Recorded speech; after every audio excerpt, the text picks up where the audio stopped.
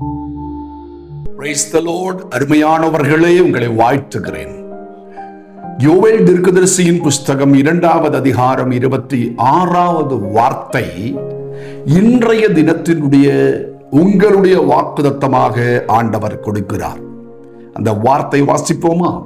நீங்கள் சம்பூர்ணமாய் சாப்பிட்டு திருப்தி அடைந்து உங்களை அதிசயமாய் நடத்தி வந்த உங்கள் தேவனாகிய கர்த்தருடைய நாமத்தை துதிப்பீர்கள்.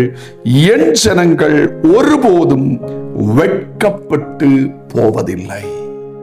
இஸ்ரவேல் ஜனங்கள் பாபிலோனியர்களுடைய அடிமைத்தனத்தில் இருக்கிறார்கள் 70 ஆண்டுகளாக. இந்த அடிமைத்தனத்தில் இருந்து ஒரு விடுதலை கிடைக்கும் என்ற எந்த நம்பிக்கையும் இல்லாமல் வாழ்ந்து கொண்டிருக்கிறார்கள். இந்த அடிமைத்தன வாழ்க்கையிலே இந்த உலக வாழ்க்கை முடிந்து விடும் என்று அவர்கள் எண்ணி வாழ்ந்து கொண்டிருக்கிறார்கள். ஆனால் அப்படிப்பட்ட நம்பிக்கை இழந்து போன ஜனங்களுக்கு ஆண்டவர் தன் ஊழியராகிய யோவேல் தீர்க்கதரிசி அனுப்பி சொல்லுகிறார், இன்றைக்கு நீங்கள் தரித்திரத்தோடு நீங்கள் இன்றைக்கு பற்றாக்குறையோடு, இன்றைக்கு நீங்கள் கடன் பிரச்சனைகளோடு, வாழ்க்கையில சோர்ந்து போய் வாழ்க்கையில தோல்வி அடைந்து நம்பிக்கை இல்லாமல் இருக்கிறீர்களா? ஆண்டவர் சொல்லுகிறார், இந்த நிலைமை மாறும்.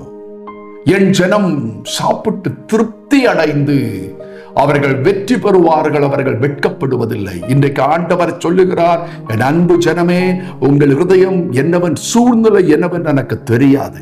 ஆனா கர்த்தர் சொல்லுகிறார், நீங்கள் திருப்தியாவீர்கள், நீங்கள் வெட்கப்படாமல் இருப்பீர்கள், நீங்கள் வெற்றி பெறுவீர்கள், நீங்கள் உயர்த்தப்படுவீர்கள், நீங்கள் கனப்படுத்தப்படுவீர்கள், உங்களுக்கு ஒரு எதிர்காலம் உண்டு என்று ஆண்டவர் சொல்லுகிறார்.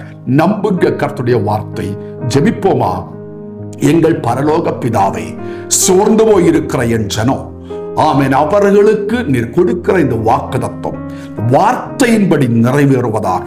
வெட்கம் நீங்கட்டும், பற்றாக்குறை நீங்கட்டும், ஆமென், தேவைகள் சந்திக்கப்படட்டும், தோல்வி மாறட்டும், வெற்றியுள்ளவர்களாய் மாறட்டும். இயேசுவின் நாமத்தில் அவர்களை ஆசீர்வதிக்கிறேன்.